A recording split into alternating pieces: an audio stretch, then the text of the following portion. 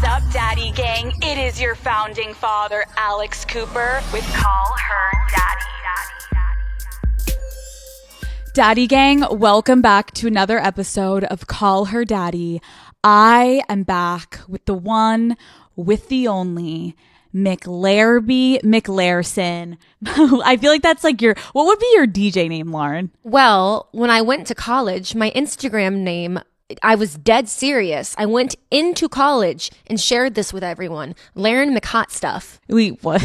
That was my Instagram name. Wait, how did I not know that? You were Lauren McHot Stuff? I was Lauren McHot Stuff. And like, I would meet people like freshly in my sorority, like, let's share socials. I'm like, yep, hit me up at Lauren McHot Stuff. That's like actually, that offensive? takes, that one, that's absolutely offensive, and that actually takes some balls to have that as your fucking name. But it's also kind of like fun if you're meeting guys and you're just like, anyways, Lauren is here today. What the fuck? Lauren is here and we are having a little girls' night.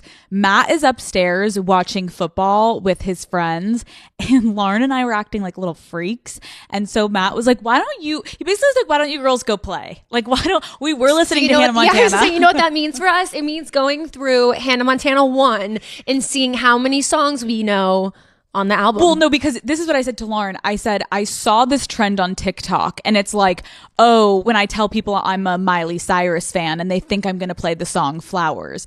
And then all of a sudden the girl is like, and then you hear me fucking blasting East Northumberland High. If you don't know what East Northumberland High is, if you don't know what Good and Broken is, if you don't know You and Me Together, if you don't know Nobody's Perfect, Life's What You Make It, like Lauren and I are OG Hannah Montana. Well, it was perfect because you would play Hannah. Yep. I would play Lily. Yep. Okay, so Lauren and I are hanging out because Matt was like, do you guys want to watch football? And we were like, not really, not right now. We're feeling frisky. Funky. So we were having a little cock and we came downstairs after our cocktail and we just figured we'd podcast and hang out with you, Daddy Gang.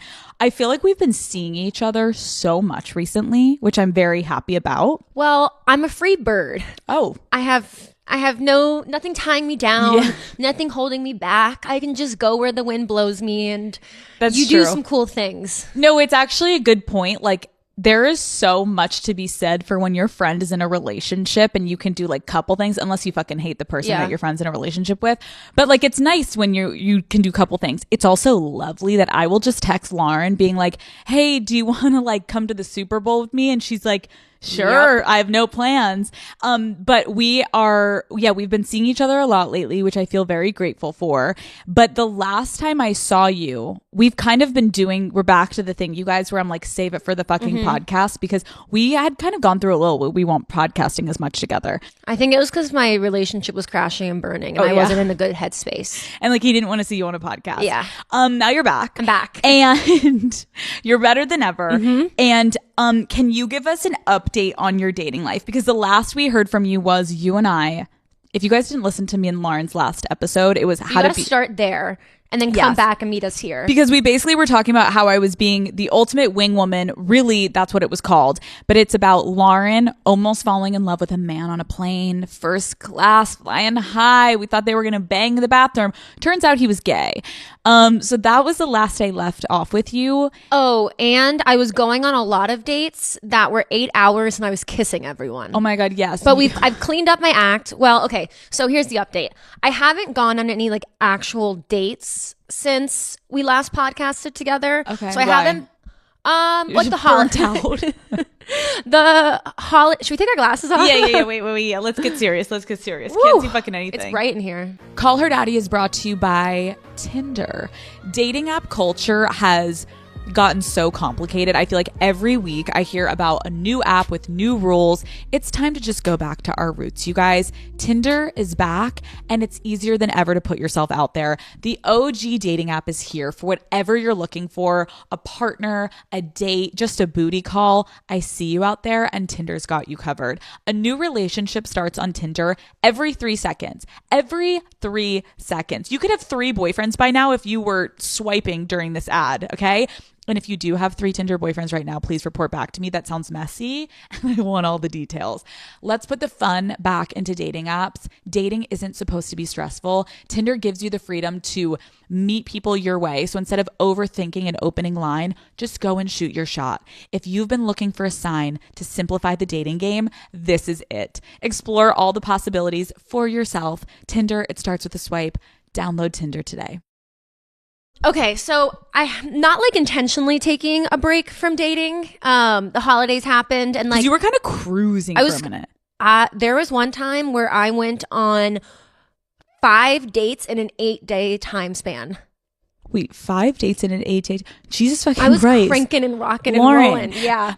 Okay, back to your dates. So I'm not like purposefully taking a break or like purposefully avoiding dates right now. It's just like a lot of work to like, if I'm gonna like scout out a date, like I need to like put aside like an hour at night to like do some good swiping and like make some movement. But do you feel like you kind of like burnt yourself out a little bit? Like you were kind of down for anything and now you're getting a little bit more subjective, or no? You were going hard. You hit the pavement like, Lauren, like my friends were like, why do you keep going on Sunday dates? Like I'd wake up hungover and be like, oh fuck, I have a date today. Okay, can I say this, and you can correct me if I'm wrong, but I feel like you went through a period where you had been saying to me, like right when you got out of your relationship, you were like, weekends can be weird because I'm used to like laying in bed on a Sunday and like yeah, so maybe you just like wanted like companionship to talk to someone. maybe you want a companionship, and most of your friends in Chicago are in relationships. Yes. So I think maybe there's a part of you that was like looking just to speak, and maybe that's why your dates were going on for 5 hours. To have some human contact. Yes, you were just like trying. You're a social person. Yeah. So maybe it was also you just like down to chat. Yeah. Now you're getting a little bit more like. Now I'm like a little tired. Okay, I don't want to chat. But actually, so I haven't gone on a date in, I don't even know, like over a month now, a month and a half. But I still go on the apps and like scroll and swipe and like peruse. And last week there was this one guy who. What do you have your settings to? Tell me age. 30 to 45. I had a big 40-year-old phase. I think I'm done with that. Okay, I'm glad that you're not going for like the 25-year-olds. No baby boys. Okay, so you're going for the older daddies, but now you're done with the 40-years. I was finding it a little. No, the 40 is fine. LA. I was finding it a little hard to connect with the 45-year-olds. Oh yeah, that's pushing it. Yeah, you're like, so how many kids do you have? Yeah, like they're like, I have 2 families. Oh, height? Are you in height? Yeah. Are we allowed to say that? I don't know. I don't think I can. I don't think. No, I think we can. I think we can. You. I like to feel small. I like to literally be so tiny they can't find me. Like I like to look up at them. What is your height range? I don't have it restricted. Oh, you don't? But when you see it's like a little 5'7"er, you're like, sorry. I know, I'm sorry. But to each their own. Like people I have some inches on me. Like no, you're literally 5'6". That's tall. I think the average height of a woman is 5'5". 5'5". We're the exact same height and the exact same shoe size. Yeah, Lauren, we're 5'5". Yeah, Lauren and I are both 5'5", and we have 7.5 shoe size, and we can fit into an 8. And we have the same everything basically. We do the same makeup. We have the same every time. It works out really well for me. I'm dead. Anyways, okay, so back to your dates. Oh, okay. So I like haven't gone on a date in a while, but like I keep a pulse on my apps, and I was having some light chatter with this one guy, and he seemed promising. He gave me his number on like a Thursday night, and I was like, oh, okay, like I'll text him on Sunday. Like we don't need to make small talk through the weekend. Right. So on Sunday, like I wake up, I sit down, I have my cup of coffee, and I'm like trying to clean up my app. I'm trying to like unmatch with people who died out and like go through and be like, why did I even match with them? I was feeling down in the dumps and desperate, like goodbye. Right. And I was just cleaning up my page. And I accidentally unmatched with the guy who gave me his number, who I was about to text to go on a date with. So Wait, now on the apps, you like... He's gone.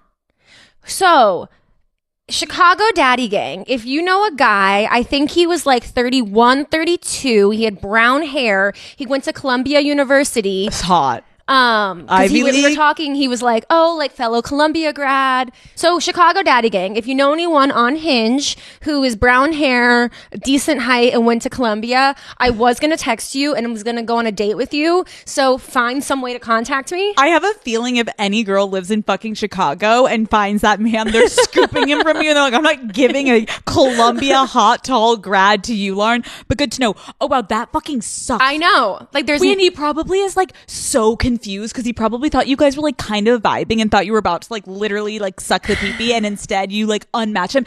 That probably is fucking him up. And he's probably talking to his friends like, I really think I'm like, I need to take a break from dating right now because I clearly am like have lost the plot and I like can't read a room because I thought I was about to fuck this girl. And meanwhile, She goes... okay, so you accidentally unmatch. Okay, but have you had any fun encounters at all with a man like recently? Okay, so yeah, I've been like really open to meeting people in the wild. Okay. So like I just feel like I'm walking around with like my eyes and heart open.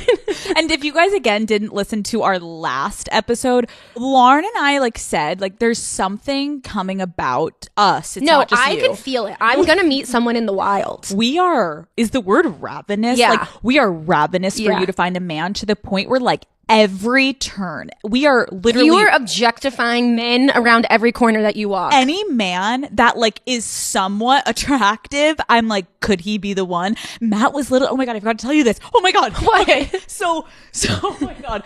So Matt walks into the office. He walks into my office to introduce me to some guy he was just like finishing a meeting with.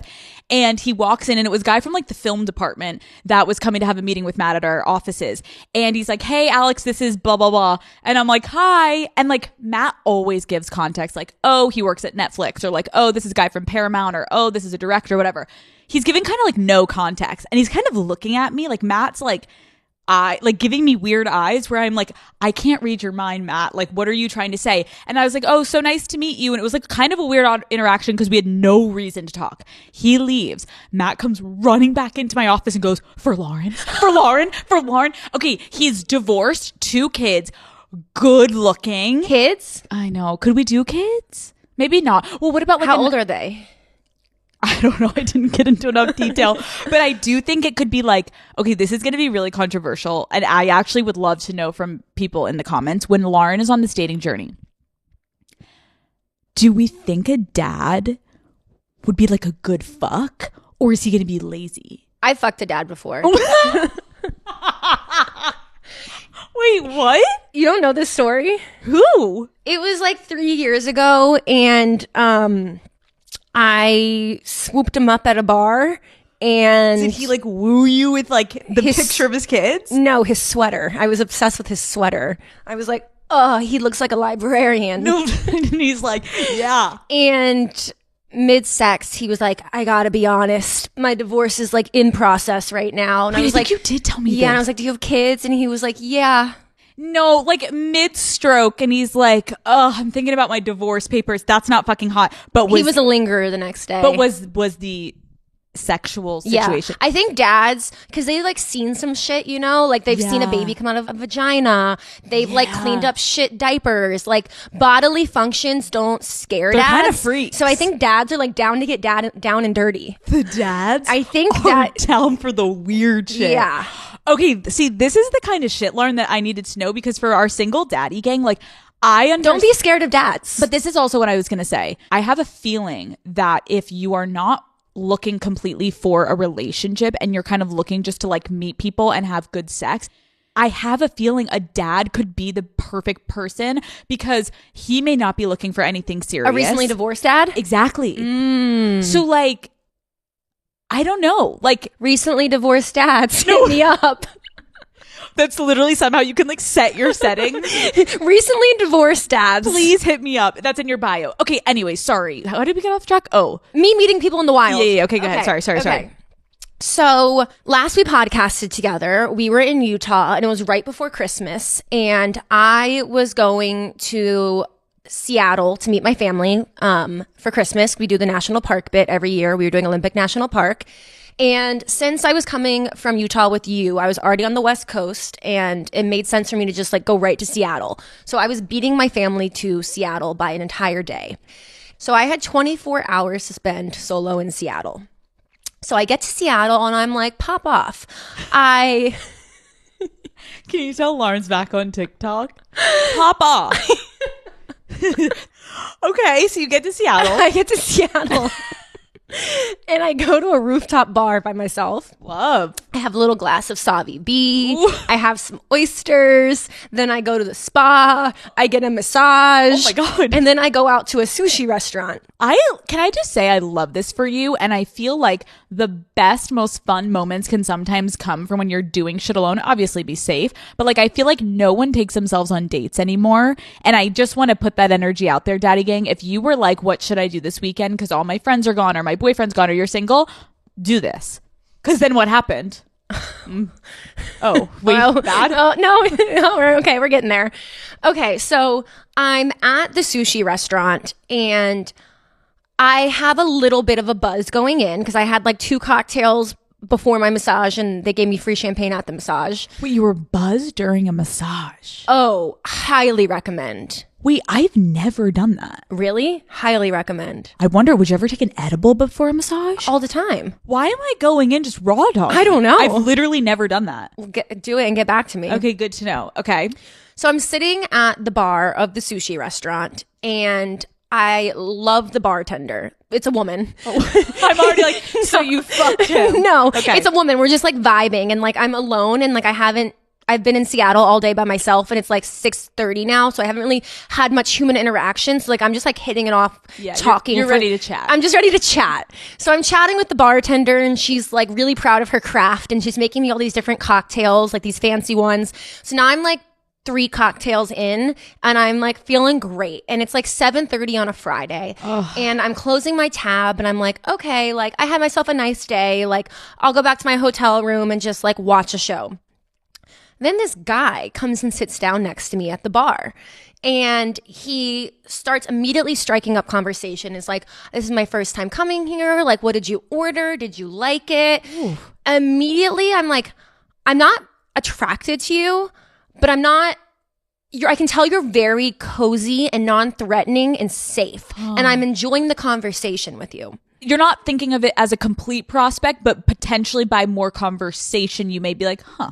I'm just in the mood to chat and not really necessarily in the mood to go home. And I'm like, and there's something about when you're in a different city and you're not like there's something. It was starting my Christmas vacation too. So I'm like, let's go. Like vacation. Vacation's starting. Love. I mean, I was going to drink responsibly because I'm alone in a new city, but like I'm like down to like have a good time. Meet someone new. Love. And so we start talking and the conversation's so enjoyable that at this point I had closed my tab and I reopened my tab to get another drink and like keep talking to him. Okay. And we're sitting at the bar talking for like 25 minutes. What are you talking about? We were just like talking about like I was saying I was going to Olympic National Park and this is what I have planned for my trip and like okay, nice. What I have planned for the holidays and what he's up to and like we were just like chatting it up. Love. And so now at this point, it's probably like 7:30. Okay. And he was like, well, like, you're alone tonight, right? And I'm like, yeah. And he's like, me too. And he was like, I actually was going to go to another bar after this. It's one of my favorite bars. And there's a live show. Like, do you want to come? And I'm like, yeah. Like, in my mind, I'm like, oh, like live music, a live band, a singer, like, love that. So down. I'm like, yeah, totally. Like, let's go. So we close our tabs and we're walking to the next bar and we get to the next bar. Okay. It's a drag show. And I'm like, oh, that's not entirely like what I was anticipating, but like, okay, like I'm down, fun. Like, let's go to a drag show. Yeah. So we're like watching the drag show. We're hanging out. We're laughing. In my mind, I'm like, oh, he thinks this is a date. He's so into me. Right. Like he's like having fun and he's thinking he's like so. He's like, wow, like what a great night for me. I thought I was going to have a solo night and now I'm on a date with this girl. Love. So like we're watching the drag show and then there's like an arcade in the bar too. So then we go play like some games together and we're talking. And then we go sit at a table in the back and we get another drink and we're still just like chatting. Keep going. I have a feeling where this is going just from the sheer fact that you went to a drag show. But keep going. Keep going. So we're talking and we've been hanging out for like an hour and a half now at this second bar. Mm-hmm. And I look up and I look around at the bar and I'm like, is this bar circus themed? And he's like, yeah. He's like, it's my favorite because it makes me feel like I'm at home. I'm like, what do you mean it makes you feel like you're at home? And he's like, well, the past 6 years I've been in the circus. I just got out of the circus.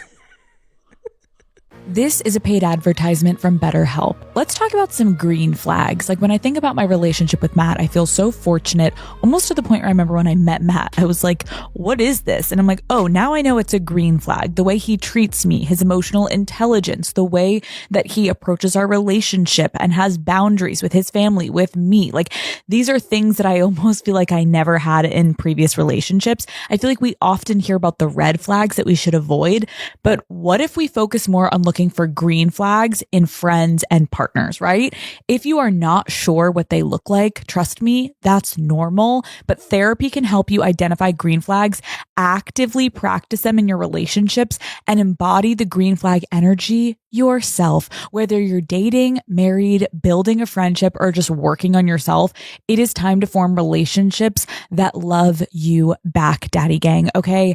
As the largest online therapy provider in the world, BetterHelp can provide access to mental health professionals with a diverse variety of expertise. Discover your relationship green flags with BetterHelp.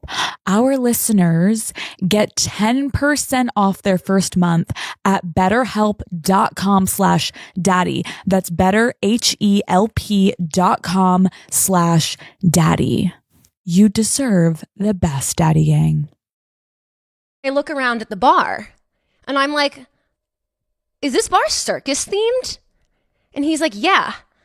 He's like, it's my favorite because it makes me feel like I'm at home. I'm like, what do you mean it makes you feel like you're at home? And he's like, well, the past 6 years I've been in the circus. I just got out of the circus. I'm like, oh, you were in the circus. Like, Pop off. pop off. And I was like, he was telling me about like his roommate and him who just like moved out. And I'm like, by chance, was your roommate also in the circus? And he's like, yeah, all of my friends here are from the circus. And then like I like really like paused for a second and I like really take in my surroundings Like more. sober up a little bit. Yeah. It was a circus themed bar. It was a gay bar. And he was a gay man. Lauren, sweetie. Lauren. I don't think he thought he was on a date with me. No, he found a nice, young, straight woman who he thought loved the gays. Yeah. Who does love the gays. I'm at this point, let it be known I'm an ally. No.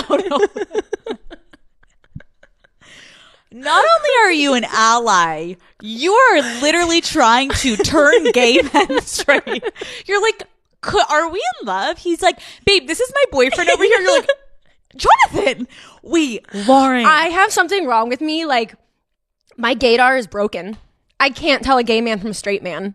I am sorry. I have no words. I'm trying to like process, like, again, you guys, this basically the last episode after she found out that that man was gay, she turned to the guy at the bar and she was like, he's so cute. And we're like, look, babe, like he's drinking a pink martini, like he's gay. Like Lauren is like, not that again, like I get straight men can drink, but it's like it was so obvious this man was gay. And Lauren was like, his muscles. And I'm like, babe, Lauren, you're going. Yeah. Okay, Lauren. Yeah. Okay, but at least once you realized he was gay, like what did you do? I called it. You were I like, was just like, I thought I was going to get maybe a little finger tonight. yeah, I called it. And then I texted my friend who gave me the recommendation for the sushi place. And I was like, wow, so funny how this night turned out. My friend who gave me the recommendation is a gay man. And he was like, oh, honey, I could have told you weren't going to meet anyone. I sent you to the gay neighborhood. Oh my fucking God, Lauren. I know. Wait, can I ask what he did in the circus? Yeah. He was the control panel operator. So he coordinated the music, the pyro, and the lights operating in sync. Huh. So at least he like it could have He wasn't, you know. I don't know. He wasn't. I mean, if you fling, maybe that could have been cool. you know, that could have been cool too if he was like the flamethrower. Thrower, like he ate fire. Right. Moving on. Okay, so then I thought on the way home from this trip that I was going to redeem myself. So I'm flying home from this vacation and I am... Are you going home and like masturbating? Or are you like so turned off that you're like, fuck, I really fucked that up? No, I went home and I was like, I need to like reevaluate some things. Okay, so You try to redeem yourself. So I'm trying to redeem myself. So I'm flying home from my Christmas vacation. I'm going back to Chicago, and I'm in a fabulous mood. I'm feeling on top of the world because I just got upgraded to first class. I'm going to get on this plane. I'm going to have 2 glasses of red wine. I have like 3 hours left in my book. I'm about to like sit down and like read like the final battle scene of my book. Oof. And I'm like, I'm going to have a great flight home. Love. So I walk onto the flight, and I see that in first class, I am seated next to the hottest man in the entire world. Here we go again? No. And he's gay. And no, he was straight. Okay. I like definitely know he was straight. Okay. So the story is not ending and you fell in love with another it's not another fucking gay man. Okay. And I don't want to be the girl who cries hot guy on the plane. Because I know we said last time that like the guy on the plane was the hottest. This guy was hotter than the guy on the 10 times hotter. He was even dressed better. He had like a fear of God like sweatshirt on, like a little like hat, like perfectly fitted jeans, like a little so gay. No, I'm like really sure this guy was straight. Okay, no. I believe that. So he had like swag. Yeah, he had swag. He was like with it also. Yeah. Okay. So 'cause those are like name brands that are like not name brandy. Like you kind of have to know. No. Okay. I only know them because of you. Yeah. Okay. And so I sit down next to. Are you in the aisle or the? I'm the window. He's the aisle. Love. Ooh, so you have to like climb over his big dick to go to the bathroom. Can we also like agree before you tell me the rest of the story that without a doubt, every single fucking time that you go to the airport moving forward, I have to stop looking like shit. you have to I glam. gotta get my shit together. Even if you're not full glam, like you need to start. Well, did you see what I wore when I flew here yesterday? No. I arrived to your house yesterday. Oh, wait, what were you wearing? I was wearing leggings, a sweater, and a little scarf. Wait, and I had earrings on. You had a scarf on? I had a scarf on. Wait. Okay, so you're going to start putting yourself together a little bit. Because again, like we've said, and does everyone else agree? And comment down below if this is on fucking TikTok or wherever the fuck this is on Instagram. Let's all debate for 2 seconds. What is one of the hottest, most like meet cute places that you could meet someone? A plane. Right? A plane. It's like the fate of you ending up sitting next to someone that you end up vibing with, and the fact that they're single. Like usually, you just get like a fucking frumper that's sitting next to you and is like coughing and sneezing. I got a 10. Okay, but where else would be hot to meet someone? I feel like the plane is like The plane's like it. or like a coffee shop. Too basic. You know why the plane is good? Because other places, it could come across off-putting if someone just like Starts talking to you. But like if you're seated next to someone on a plane, I'm not A freak. I'm not entirely off-put if someone tries to talk to me. Okay, that's fair. Okay, so sorry. Back on track. Okay, so I sit down next to him, and I was ugly because I gotta start looking better on planes. So I'm like a little insecure. I'm like, this guy's so hot, and But like how ugly? Like are you like you're like worst? a little better than the last time. I'm not hungover. All right, so it's not great. I'm not puffy, but I just like don't have any makeup on, and like my hair is greasy and in a bun. Yeah. And I think I'm wearing like a full sweatsuit. Yeah, so he can't even like see those hips. No, I was gonna have to wow him with my personality. But, you know, if he falls in love with that and you rip your shirt off and he's like, look at these titties. You're like, that's not what I lead That's with, not my Alex. best. Yeah, it's not my best asset. Okay. So, you know, when like someone's so hot, you're like a little uncomfortable. That's how I felt. So I popped in my AirPods and I was like, I just need to like be with myself a little bit and kind of strategize like, what in the world could I make conversation with this guy about? And I'm like, I have a 4-hour flight. I'm going to like hit pause. I'm going to have 2 glasses of wine. I'm going to read my book and I'm going to get a little liquid courage brewing inside of me. And then like eventually I'm going to find some way to make contact. So I get lost in my book for a second and like I kind of forget he's there and like I get like a buzz on and all of a sudden like I realize like I have to pee so bad. And I'm a bitch on planes when it comes to asking people to stand up to go to the bathroom. Absolutely. No, I don't think I'm a bitch in other areas of my life. I don't really have boundary issues. I can ask for like what I want and need. But when it comes to asking people to stand up on a plane so I can pee, It's terrifying. Worst nightmare. It's terrifying. I'd rather get an infection than sometimes ask, especially I'd rather pee my dribble a little bit. And especially depending on the person. Yeah. Okay. So I'm like, all of a sudden, like hits me. Like I'm in my book and it just like hits me. I'm like, I have to pee so bad. And I look up at my man and he is knocked the fuck out. Oh, that's tough. Sleeping. But I'm like, it's just one person I have to ask to stand. And like, I have 2.5 hours left. Like, I gotta pee. Yeah, like I can't do this. So at first I like lightly tap him and I'm like, excuse me, not budging. And then I go a little harder and I'm like, excuse me. And then I go a little lower. And I'm like, excuse me. He gets a hard on. I start sucking him. Okay, wait. So you go harder. So I go a little harder and I'm like, excuse me. I'm doing this for like a few minutes and like I'm wanting to like crawl in my skin. I'm I'm dying. Of course. The guy across the aisle sees me and he starts giving me encouragement. He's like, you got this. You got this. You got this. So I'm now like, okay, like he's encouraging me. So I'm getting a little more like a little like, excuse me. And this guy is like still not waking up. So then the guy across the aisle reaches over and joins in. So the guy across the aisle is leaning across the aisle on one shoulder. I'm on this guy's shoulder and we're both like, excuse me. And he's not waking up. This is horrifying, Lauren. Fucking put your leg over that man's dick and lunge over him. Then the flight attendant joins in because the flight attendant comes over and is like, whoa, like what's going on Stop here? touching like, this what man. are you guys doing to this man? And I'm like, I'm so sorry. I couldn't get him to wake up and that guy saw him was struggling. So then that guy joined in. So then the flight attendant, like you can tell this ain't her first rodeo. She two-hands him and jolts him awake. And he wakes up. I'm leaning over him on this side. The flight attendant's over the front of him. And the guy across the aisle is leaning over him too. And he wakes up and he's like, what the actual fuck? Probably panicked. Yeah. Like we're going down. Yeah. And I'm like, I'm so sorry. I was trying to wake you up. Then they joined in and the flight attendant saw us. She thought we were trying to harass you. So then she joined in and like, now I'm so sorry that you're waking up like this. And it was like, he's like, can you imagine being on a plane and opening your eyes and there's 4 human beings above you? I would be like, someone's in the cockpit? Like someone's taking everyone down? yeah. Dude. Oh, but in my mind, I'm like, that actually couldn't have gone worse. Right. But it's going to be funny. So I'm going to go to the bathroom. Okay. And like, we're going to come back and laugh about this because like how absurd that like he woke up, that it took 3 people to wake him up and that he woke up with 3 people. Like You can bond over it. yeah, now I have an in. Yes. Now we have a bond. Love. So I'm like, okay, like go to the bathroom, like pee, like this is going to be so funny when I come back. I come back, he is knocked the fuck out again. So, you know when you see something blowing up on your socials, like a new makeup trend or a beauty tutorial, of course you want to try it yourself.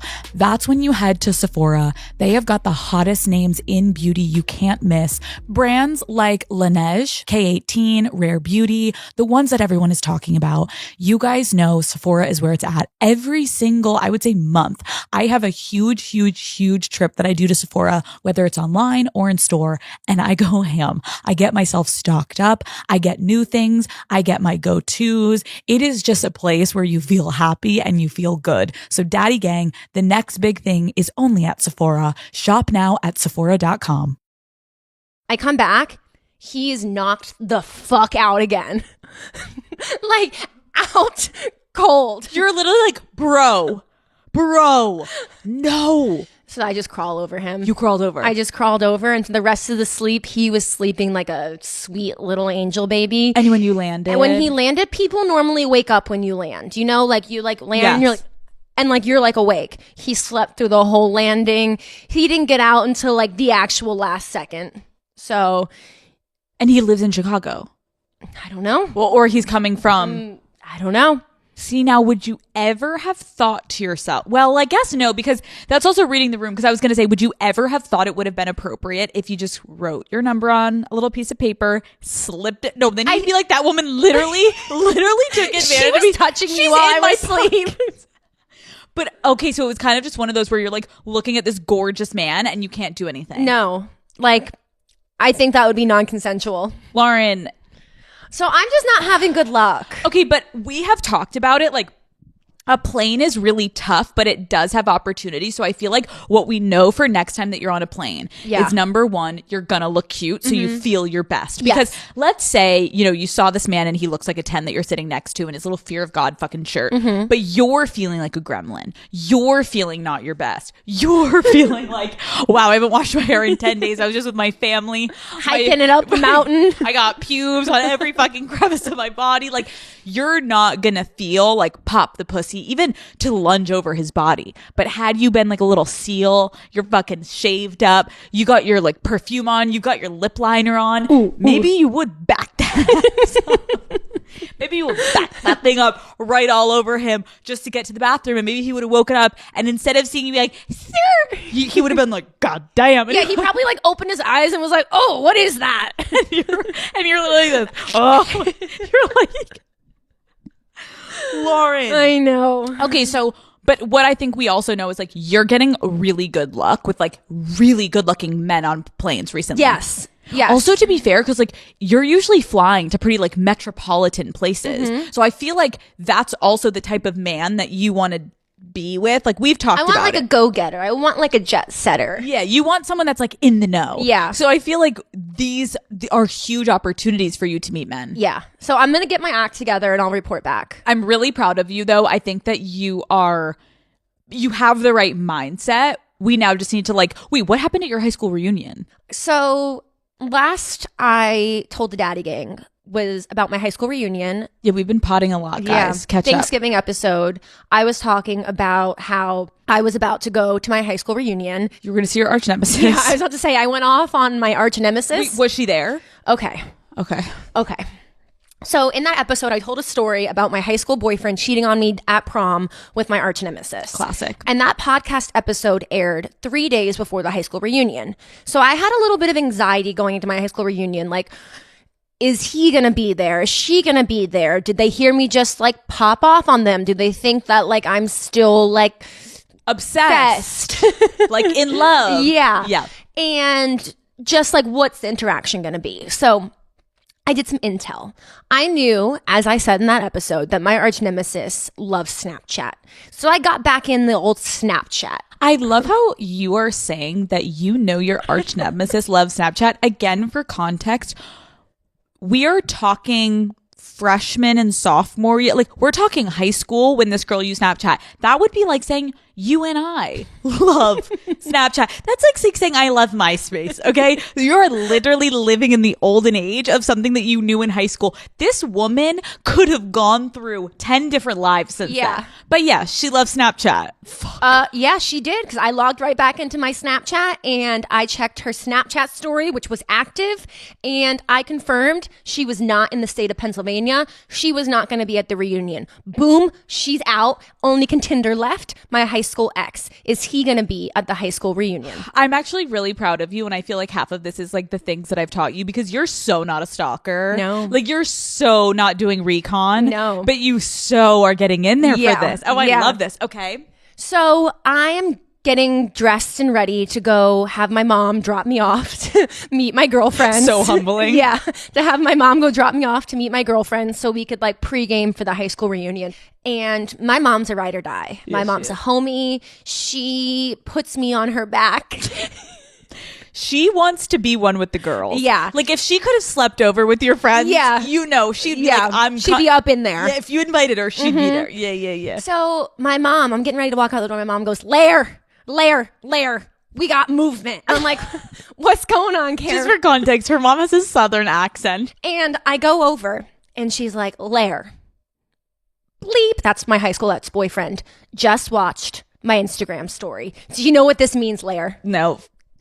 It's so good, Lauren. He's so in love with you. No. Okay, so first of all, this is like the one thing that you did tell me on break, because we were like, save it for the podcast. And then when you told me, I think I texted you and Matt texted me and I said, he watched my mom's Instagram story. Okay. He's trying to fuck tonight. No, not only is he trying to fuck tonight, he literally thinks you're soulmates and is obsessed with you. I'm sorry, and I'm sorry if he sees this, but you can't fucking tell me. We are 30 years old, and your high school ex-boyfriend, who you do not speak to, you guys aren't like friends. I have not made contact with him in probably like 9 years. 9 years. Is viewing your mother's Instagram story? And to top it off, I was like, Mom, because she keeps tabs. She knows who's viewing every story. Oh, yeah, because she's got like 10 views. Yeah. Kara's I'm like, Mom, is he a regular or is this a new view? And she's like, new view, Lair. New view. Can you imagine, everybody close your eyes right now. Can you imagine you have not talked to your high school boyfriend in fucking 10 years and you're going to your high school reunion and your fucking mother alerts you that this motherfucking creeper is viewing her story? First of all, that is fucking insane. Second of I all, just closed my eyes. I'm like, yes. Second of all that's telling me is he's trying to see if you are in town and you're going to the high school fucking reunion, because what the fuck else is he doing creeping around the corner in December? Okay, so then now I get to the pregame and me and the girls are like hyping it up. I'm like, oh my God, he's gonna be there. I'm gonna see him for the first time in 9 years. Like, do you think he's mad at me? Do you think he watched the podcast? Is he about to confront me? Like, if he confronts me, like, what do I say? Like, actually, do you think there's gonna be like just like this, like, fuck you, and then grab me and make out with me? Sexual like, we're running all the scenarios. So fun. So we get to the high school reunion and we get there 30 minutes late because we're cool. Of course. And then can't be early. No. And so now it's like an hour and a half into the high school reunion. And me and my friends are kind of like keeping tabs on the door. Like, is he here? Is he going to walk in? Is he going to walk in?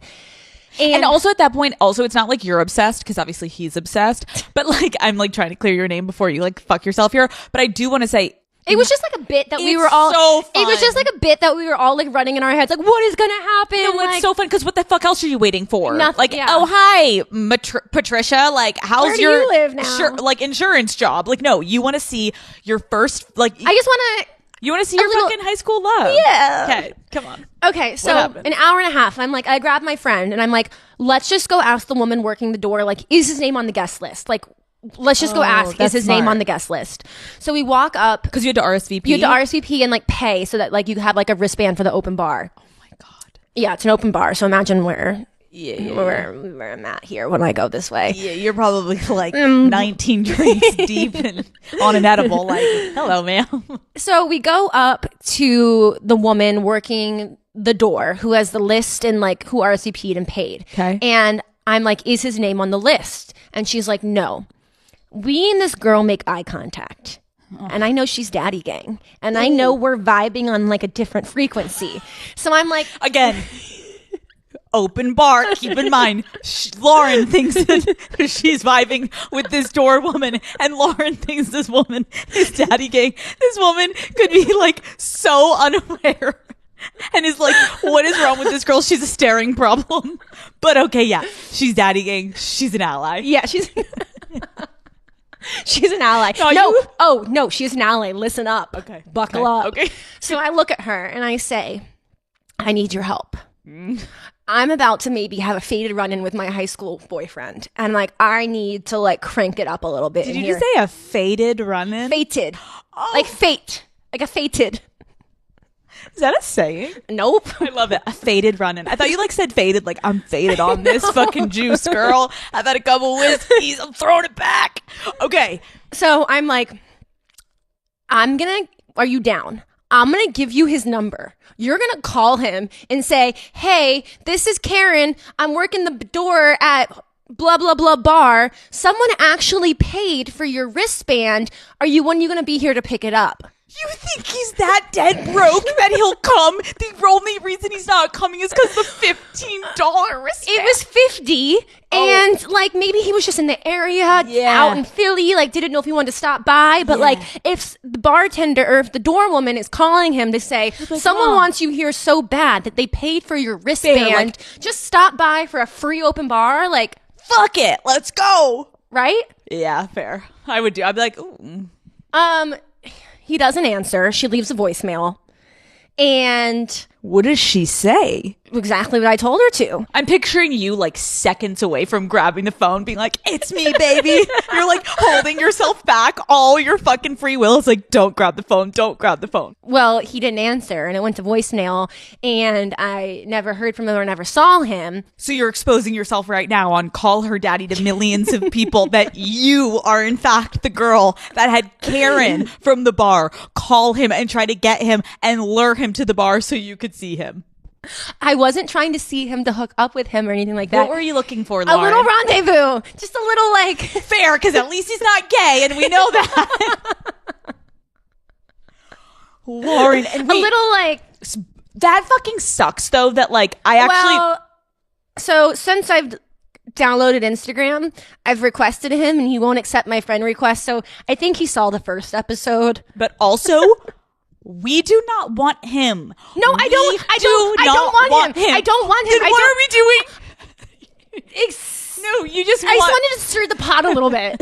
No, you want him. No, I don't want him. You, No. so that you can pull back, and then you can be like, ew, I don't want you anymore. That's so high school. But you want him to come to you, so then you can fucking bounce. I don't know what I want. Who has she become?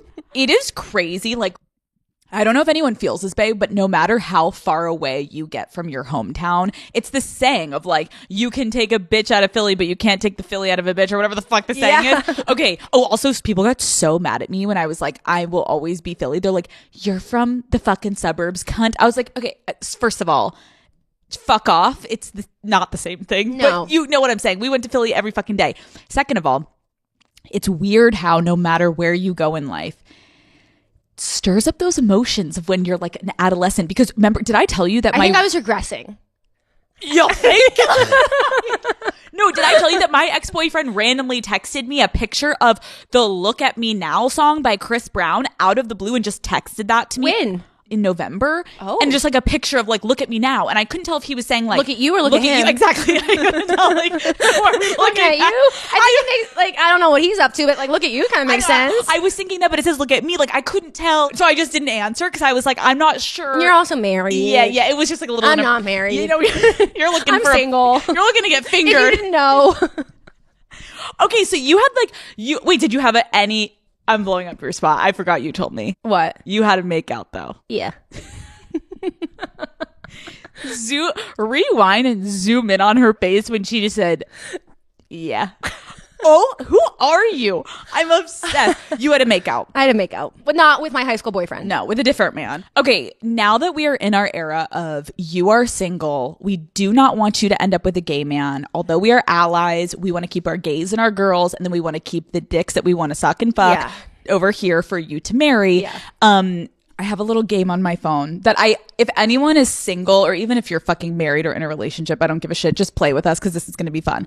So I have a game for Lauren, and basically I'm going to ask you a question and I want to know if you would swipe right or left. I don't know right or left. I don't know is right good, left bad. I don't know. So just say yes or no. Yes or no. Yes or no. Okay, ready? We're going to start easy. Okay. Hopefully. He has multiple mirror selfies on his profile. Multiple? Absolutely not. Like, maybe I could let one slide, but like context matters. Okay, like what context would you be okay? Can you imagine Matt taking a mirror selfie? Like mirror selfie, like if you're like stunting and posing. No. Okay, let's try to think of what would be okay. I feel like a man mirror selfie. This like is gonna, if like you're wearing like a really funny costume for like a theme something, and you're just like snapping it like funny costume. Yes, I was thinking the same thing. Although a really random image came to my mind. He's outside at a cabin and there's a mirror like outdoor, and he's like with his friends like drinking beer. Like, well, that might be too frat bro. No, wait. Okay, no. I take all of that back. I was thinking, because imagine it has to feel like he was in a moment. Yeah, spur of the moment, quick. Like I'm at a sporting stadium. Yeah, but not in the bathroom. Not in the bathroom. It has to be like, yeah, like maybe he's walking by a mirror and someone snaps it of him. But that's still frat bro energy. Yeah. No, I think you're right. The energy would be like if they're in a costume. Is that also frat boy energy?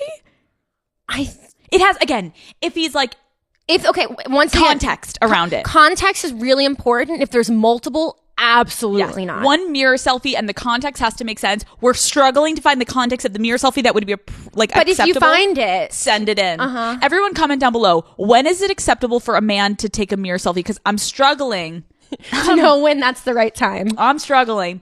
Okay. His first photo is shirtless. Absolutely no. It's unacceptable. One shirtless photo? The only context that a shirtless photo would be You're really far away. Like, I don't want to be able to see any lines. Like, you need to be far away where, like, you're just trying to show me more that, like, you go to beaches and, like, you go on vacations, but you're not trying to show me your body. You're more trying to show me the scenery, and you being shirtless is a byproduct of the scenery, but you're not trying to get up in there, and, like, I shouldn't be able to see any crevices because you should be that far away from the camera. And if we can see crevices that far away from the camera, win, obviously, to know that, like, you have a nice body. But I agree, it should not be, like... Your body's not the focus. The scenery... You know what could be cool is if he was, like, on a hike with people... And he just summited a mountain, and he's so excited that he just summited a mountain, so he rips his shirt off and he's up on the mountain. No. Yes, no. He has his shirt almost like around his neck. Shoulders. Yeah, his shoulders or his neck, and he's so hot and he's sweaty, so he took his shirt off. And he's doing one of those, like, when men do this, what is this thing? Do you know what, when they do this to they're like pointing to the person next to them? Do you know what I'm talking about? Boys do that. Shut the fuck up. But no, I think it's around their neck. Yeah. Okay. All of his prompts are knock jokes. No. Oh, I will talk about prompts though. Okay, talk to me about prompts. Because you haven't been on the apps in a little bit. No. So like prompts are huge. Prompts are huge on Hinge. Like I feel, or like all the apps. I don't know. But Hinge specifically. Yeah. And I am proud of my prompts. Oh. Do you want to? Is that you being like, ask me about ask me about my prompts. What's going on with your prompts, Lauren? Call Her Daddy is brought to you by T-Mobile. When it's time for a big, juicy gossip session with one of my friends, I need a reliable way to get all the tea. And by tea, I mean T-Mobile, okay? Having more 5G coverage means getting 5G signal more often. And as someone who is constantly on the go, it is so nice to have a reliable network that I can count on. Being a T-Mobile customer also means that I have access to a ton of perks like concert tickets, skipping lines at events, and free in-flight Wi-Fi so I can keep posting from the sky.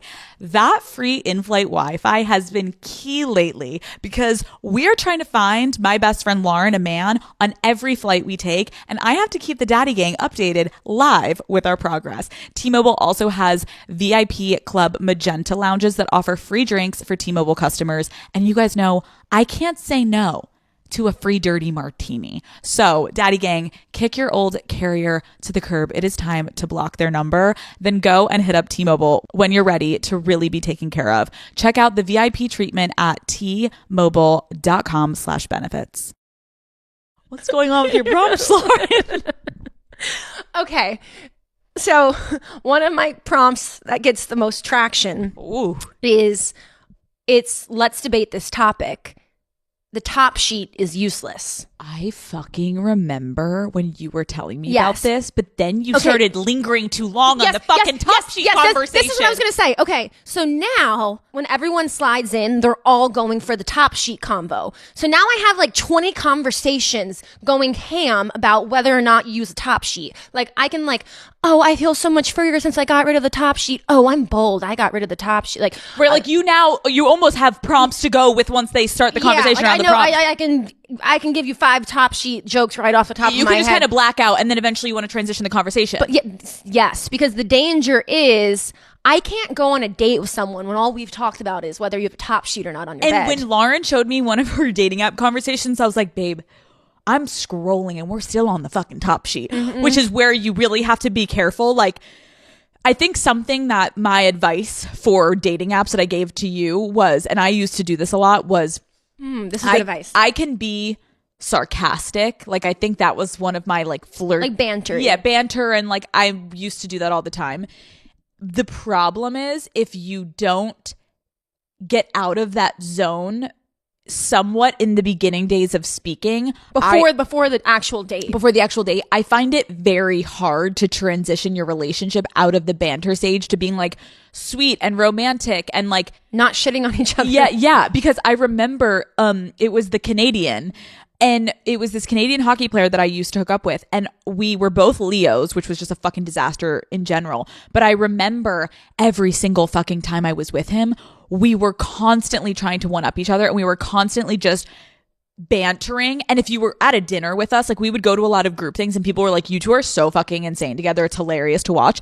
But I was also like, I also want you to like cuddle me and like. And then you end the date and you're like, wait, I know nothing about you. It's almost like a competition of if you can keep the banter going, and it gets exhausting. And I find that you almost regret that you never were just like normal, sweet conversations. And then you so be careful, Daddy Gang, that you don't get stuck in the banter phase, because as fun as it is to find something that you're like, okay, this person can fucking banter. Yeah. Eventually you're going to run out of like leg room to be like, it's now would be weird for us to have a romantic, loving moment because we're so joking with each other. Yeah. Okay, good to know. Okay, next. Your ex is in one of his pictures.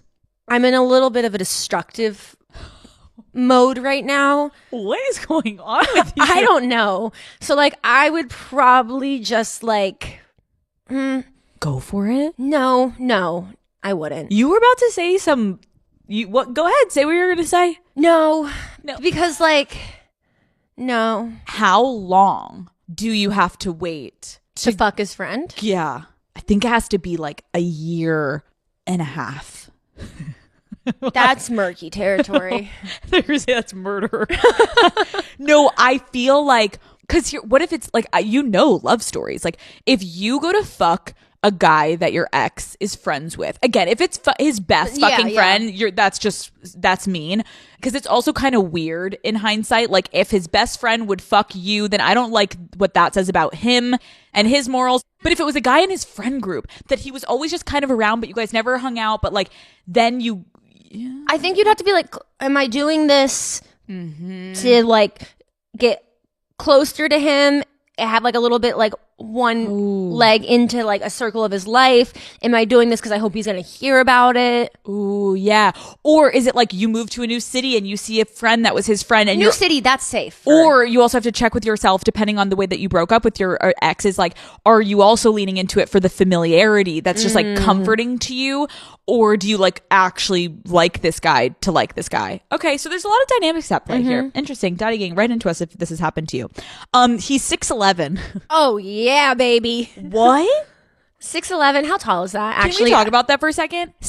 Lauren, 6'11". Can you like give me an? If you were doing 69, your fucking face would be at his nipple. How tall do you like? What do you think is a 6'11"? Like what? Lauren, I need like Matt is 6'3". Oh. No, I actually think 6'11". Are there 6'11" people? Lauren, have you ever watched the NBA? They're 6'11". Yes, they're 7 feet. Can you wait? Let me Google average NBA player height. Lauren, 7 feet. Really? Not average, maybe, but I think Google it. Okay. From what I understand, a lot of like the crew boys at BU were really tall.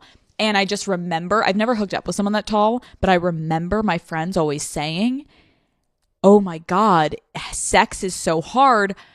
Because also if you're riding on top and you're looking at him, you go to kiss him, it's like your head would fall down and you just hit like nipple. Like you can't even reach up to him. Like the proportions are off. Tell me. The average height of an NBA player is 6 foot, 6.5 inches. Is that true? That's what AI, that's why AI Google's saying. And how tall is Matt? 6'3". Although it says he's shorter online and it really upsets him. The business can wait for 2 seconds. What is the average height of an NBA player? Like, what's the average? I mean, Google it, but I would probably say 6'5", 6'4", 6'5". Really? But there are people that are 6'11". Yes, but then there's people who are 6'1". So like maybe 6'5" is 6'6" is probably the average. But there are men that are 7 foot in the NBA. There's men that are 7'3". Thank you. Love you. Love you. but listen, I'm telling you, you're gonna see us next week courtside. Lauren's like, I don't want him throwing me around. But do you understand what I'm saying? Logistic. I love how we're saying it's too tall, but listen to me. Think about it. You are riding a man. Okay. I love how we're doing like science. Yeah. You are riding this man. No, we need him to be longer. This is him. You are riding this man. Oh, wait. You're riding this man. Okay, here. Ding, ding, ding. You go to kiss him and his head is here. But think about that. You can't reach him, so you can't make out when you're riding him. That's a big knock. Well, I guess it depends the intimacy level if you're just trying to fuck. But do you understand what I'm saying? You can't 69. You're so far away when you're sucking his dick that you can't really like make eye contact. He's like a mile away. But like, I think there's definitely positives to date. Is anyone in a relationship with a man that's 7 foot? Let us know. 6'11". And I don't want to discriminate. I'm just saying for you, I can tell with you. I think you want big, but I don't know if you want that big. But if it's love. Okay. Next question. What the fuck was my question? Oh, 6'11". It's a good question. Oh, he's doing a baby voice in his voice prompt. Whenever there's a voice prompt on a dating app, I don't listen because I know I'll immediately get the ick. I think that it's the worst fucking thing that they did to that app. What does a man doing a baby voice even sound like? I don't know, but I know that men do it, and I actually think, ladies, I know it's probably like feels counterintuitive, but I actually genuinely believe. I remember when I was looking at your Hinge, and I was like, do not click on that. Yeah. Don't click on their voice prompts, because if they have one, they're probably trying to do something funny and they don't understand, like, it's gonna give you the ick. And maybe he is like a good guy, but he's like maybe he's a stand-up comedian, but like save it for the stage. He's vegan. That's like that's not a deal breaker, but that's a big inconvenience. Yeah, like come on, like I want to go have steak. Yeah, exactly. And sushi. Okay. Oh, his frat Greek letters are in his bio, and he's 30 years old. In the bio, get the fuck out of here. If you even bring up what fraternity you were in on our first date, also like get the fuck out of here. I agree. He's hot, but his outfits are horrible.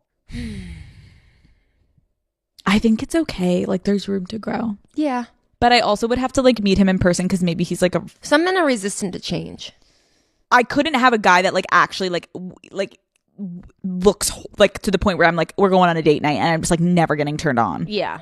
Okay, fair. I think that's it. Yeah. I feel like we did it. Yeah. Okay, so I think this is like a fun game, you guys, that Lauren and I are just trying to figure out like who is Lauren going to end up with. And we're in no rush. We're in no rush, and I feel like we're all very invested in this journey of yours, and I think people are really enjoying it. Like the last couple episodes that we've done, I feel like people are really enjoying the conversation around you being single, getting out of a relationship at 30 like you shared with us, and like you're so young and you have so much opportunity, and I like that you're kind of like dipping in and doing dates when you're in the mood, and then you're kind of going on little hiatus, and I think that is a great that's a great strategy. Like, don't force yourself. Like, don't feel bad if you haven't gone on dates in a couple months, Daddy Gang. Like, maybe you're just not ready, and you're probably like, your body is probably telling you like, maybe you need to focus on yourself a little bit more. Maybe you want to focus on work right now. Like, don't get mad at yourself if you go in flux of like going on a bunch of dates and then stopping. I think that's normal, right? Oh yeah, that's next time we podcast. Oh, you know, I'm biting myself back. Yeah, come back. You're always here. Next time we podcast, we can debate the fact that I do not agree with my therapist. Yes, let's finish with this. My therapist told me that, because I don't want a relationship right now, and she was like, well, why are you going on dates if you don't want a relationship? So you out there ponder on that.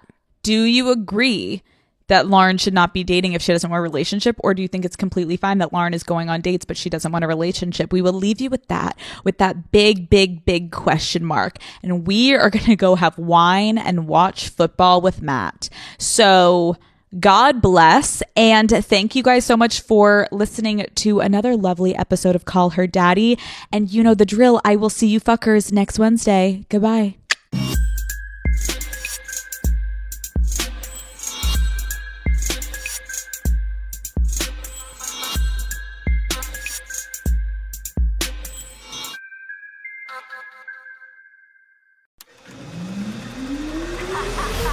What is up, Daddy Gang? It is your founding father, Alex Cooper, with Call Her Daddy. Daddy Gang, welcome back to another episode of Call Her Daddy. Lauren and I are sitting. We kind of feel like we look like the parents from Willy Wonka. We are sitting on the couch, but we really wanted to like be comfortable and not have our feet fall asleep on the couch. And so we're in a little bit of a relaxed situation, but we're happy. I could like doze off right here. Like I could take like a nap in this position. I'm really cozy. Same. Okay, wait. Oh, so just for context, Lauren and I are on kind of like a girls' weekend in Los Angeles. Matt is taking his brother to go golf because my brother-in-law and my sister-in-law, Yeah, your brother-in-law and sister-in-law. Sister-in-law? Yeah. But does that make it sound like they're brother and sister? No, they're both. He's your brother-in-law. She's your sister-in-law. Okay. It is? Yeah. Yeah. My brother-in-law and sister-in-law are having a baby. And so Matt is taking his brother to go golf and on a little golf trip before they like have a kid, whatever. And so Lauren's in town and we were like, oh my God, why don't we stay, relax, go have like a nice pool, spa weekend. Girls' weekend. And we're going to drink a little bit. We're going to chill and it's going to be a good time. We're going to order these green margaritas that when it's the two of us, we like to order them for delivery and get a little weird together. Well, they're just like those kind of sneaky margaritas that like you get really fucked up from them. And the last time, or the first time, we didn't know how strong they were. When I moved to Los Angeles with Lauren, we were staying at Matt's house and he was away on a business trip. And Lauren and I, he was like, you guys should order from this place. And we got these margaritas and they're so fucking good. They're these like cucumber green margaritas. So Lauren and I start downing them. And we're in the hot tub with floats, which was weird in itself. And we're in the hot tub and we're with our floaties and slowly we're like blasting music. Oh, and we found out how to do the strobe lights in the pool. Yes. And we were DJing.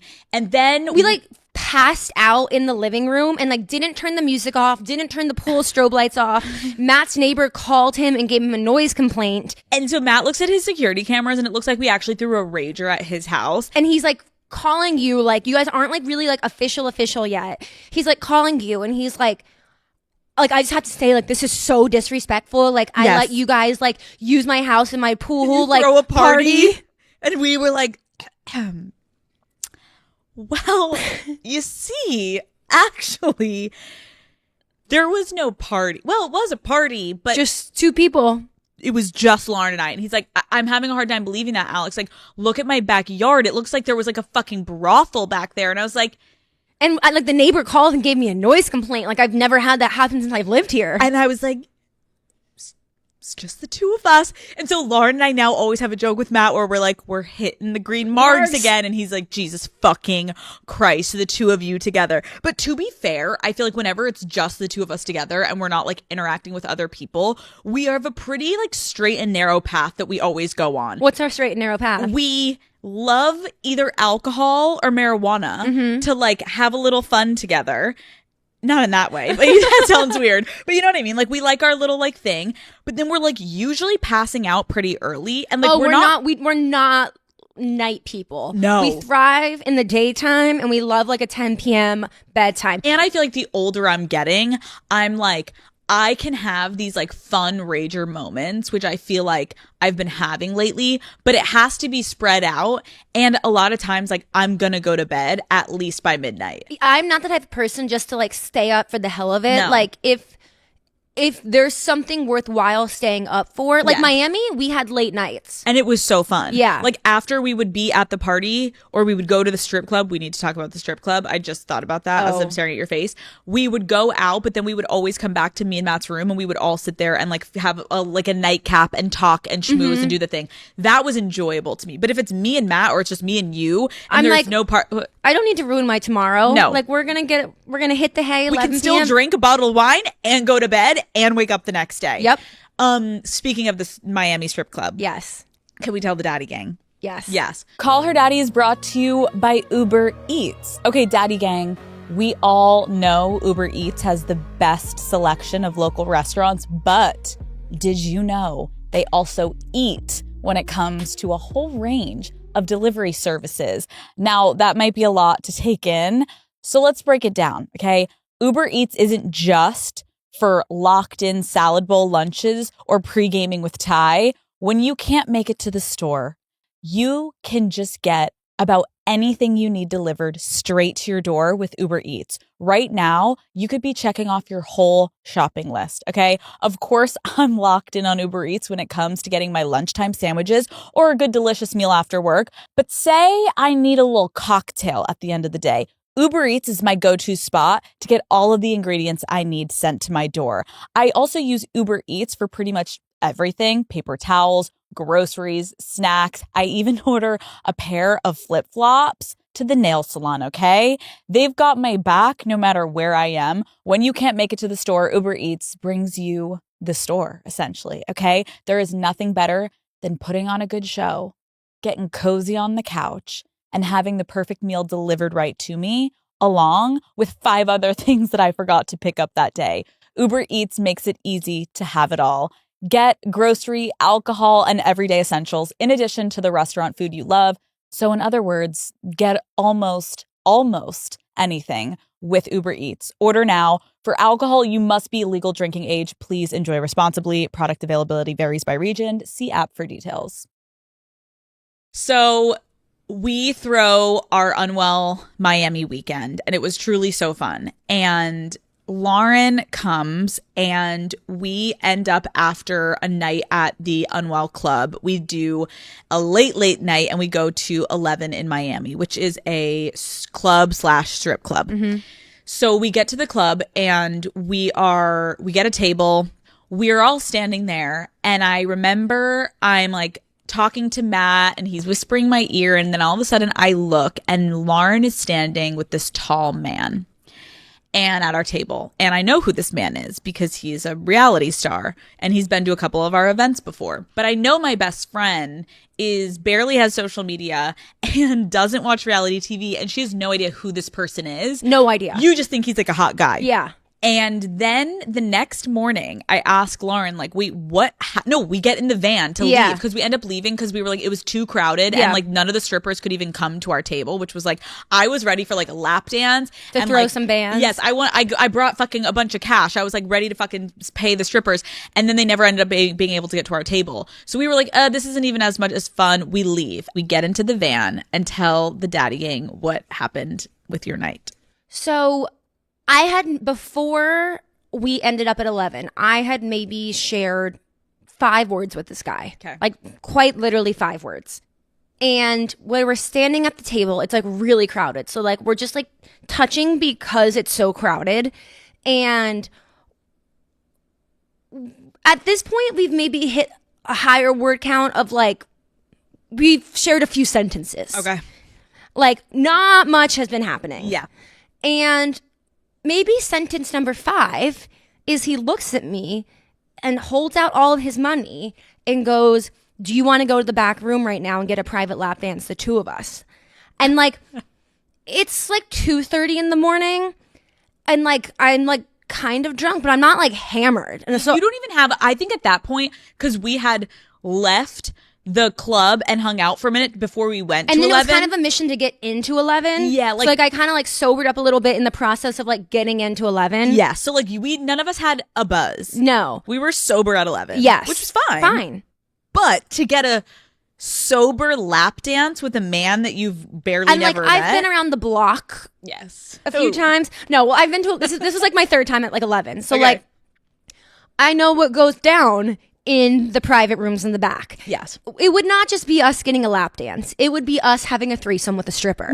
And I was like, you know, at this current intoxication level, I don't really have it in me to go from just like not having a vibe to having a threesome with a stripper. But you were just like, I'm literally like fresh sober, basically. I'm like sober and like, there's not like a sexual tension yet. Yeah. Like we've had like, we're cracking the small talk. Yeah, we're trying to like gauge. Like what's your name? What's your occupation? Who are you? Exactly. I remember in real time when this was happening, I turn and I clearly hit you right in that middle of that conversation because all I remember hearing you say is, let me have one more drink and think about it. That was literally your response. And I'm looking at you and I'm looking up at him being like, what did he just ask her for Lauren to be like, let me have one more drink and think about it? Because you're a down ass bitch. So I was like, what is Lauren postponing in order to like liquor herself up? And then I find out that he basically asked you to go into the private room. And then we left and he stayed. But for now, Lauren's still on the hunt. I'm just out there living my life. But I feel like you're in a really good headspace of like, you are really, really in a good way single now. Because like, how long has it been since your breakup? Like 5 months now. Okay. Wow. Something I was saying that I was really proud of myself. I was telling you this morning. Yeah. I went no contact after my breakup, which is like anyone I meet who's going through a breakup and they're like, what's your best piece of advice? Truly, like, go no contact. Like, you have to, like, I have no better advice than go no contact. And like, you have to stick by it. I have not talked to my ex once in any capacity since October, since we broke up. And it was like, I remember I had said to you, I was nervous for you because you guys obviously lived together. So once the breakup happened, you had to like figure out like all the logistics. There was like a lot of logistics to sort out. But then once that happened and the last day that you guys saw each other of like, you got to take things from the apartment and all that stuff. Like a final, like very nice, like goodbye. I was so proud of you because I was so scared of that. Like you guys also shared each other's locations and stuff. And I was like, is she gonna? And then I remember I talked to you like a week after and you were like, unshared location, haven't talked, it's over. And the fact that it's gone no contact for 5 months, I feel like it's really allowed you to focus on yourself and not feel like you're lightly getting pulled back into it, even if you had any questions that you've been kind of like going through in reflecting on the relationship. I feel like you've been just taking full accountability of like, I don't need to ask him. I'm going to do the work in therapy about like, why did I put up with this? Or why did I do this? Or why did I act this way? Like whatever it is, you're finding the answers within yourself. And I think a lot of times, Daddy Gang, we can use questions we have and think, well, it's just closure. I just want to have one more conversation because I want to kind of like figure out why we both did this. And it's like, that's just prolonging you being able to move on. I agree. Right? So talk to me now though about like 5 months out of a breakup. What have you realized about yourself? Because I don't think the Daddy Gang knows how like serious it was, my relationship. Because I think in a beautiful way, I found my boundary of like privacy that I feel like I needed to instill in with this show and with the internet. And I'm so happy I did that. And I feel like you with Call Her Daddy in a completely understandable way. Like he was a private person and you and I aren't that private of people. Like we don't really care. So, but the people we are with and you were with wanted privacy. And so like you were respecting that. So you didn't really talk about your relationship a lot. So I think a lot of people online I even saw still to this day are like, wait, Lauren broke up with the boyfriend and like, so she's single and like what's happening? Like, do you mind explaining how close you were to like this being the person you were about to spend the rest of your life with? Yeah, it was really serious. We dated for almost 3 years. For the last 6 months of our relationship, we were living together. And it got to the point where he had a full plan to propose. He talked to my mom and her fiance, like, and had like a dinner with them and told them he was going to propose. He talked to me and Matt. He talked to Kristen. Kristen's our other best friend from childhood. Like at me and Matt's wedding, he went to Kristen and was like, oh my gosh, I obviously like I don't want to bring it up to Alex and Matt right now because they're literally getting married, but I want to propose to Lauren during the like holiday New Year time. And can you just like make sure you put us all on chat? Because I want to make sure that they can be there because he wanted us to like surprise you like how you guys did for me. Him and I came to your engagement. So it was like very concrete. Oh, like there was a date. You knew a date where he was going to like, you knew the date he was going to propose. And you guys had talked about the ring, right? We were gonna like do something with like a family like diamond, and you knew like where it was gonna be. Like it was planned. Yes, that was happening, and I think as your friend, I remember when I heard that, I was so torn. Yeah, that's a good word because I was like, fuck, that could one day make sense, but from the stuff that I had heard from you, I wasn't sure you guys were like ready for that, but I'm not in your relationship, obviously. So I was like, I need to just like catch up with Lauren. And obviously I didn't want to tell you, he's gonna propose to you. Can I say? Yes. So like, you ended up yeah, I had to. We had one of those dinners where you were just like, I can tell that like you're holding a lot in right now. Like, can you like just let it all out? Zero judgment. Zero judgment. You can tell me everything, and if you want to stay, you can still stay. Yes. But like, I can feel you're not telling me everything, and you're just holding a lot in. Like, let it out. So we had one of those 3-hour dinners where I was just like, Word vomiting everything. Everything. And then after I told you that, you were like, I am really feeling conflicted right now because like, if it does work out, like, I obviously don't want to like ruin your engagement, but like, I don't know if you know how close it is to actually happening. And I want you to be able to have the tools to feel in control of your life and not have it to sneak up on you.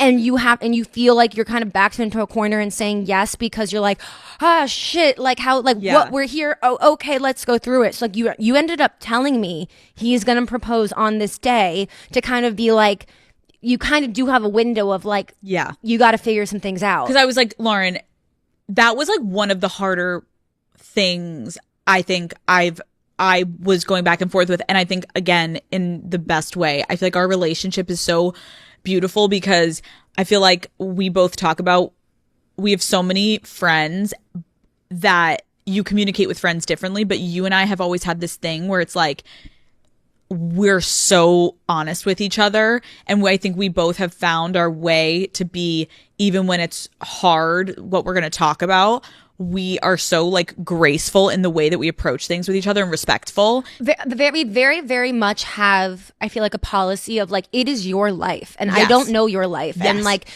it's your life. Yes. And but like, it's also, as your best friend. Yeah.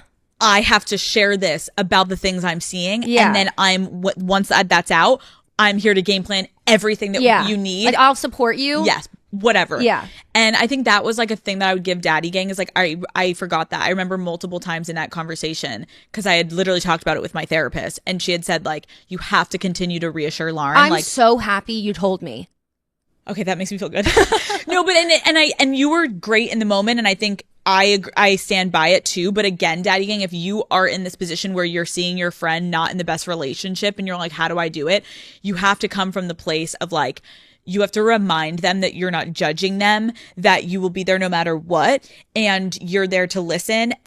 But you also have like some information that you want to give them, but you're not putting it on them to like now deal with alone.